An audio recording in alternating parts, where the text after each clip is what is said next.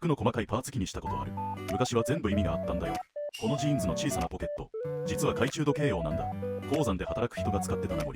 今は使い勝手が悪い飾り扱いだけど、昔は大事なものを守るための仕様。シャツの背中の輪っかは本当は船乗りがかけるよ。アメリカの男子学生の間では恋人いるよアピールで引きちぎる文化があり、恋愛サインにも使われてた。トレンチコートの肩のタブ、ただの飾りじゃなくて偶用品、装備品を固定したり階級や役職を示す役割だ。昔は実用、今はおしゃれポイント。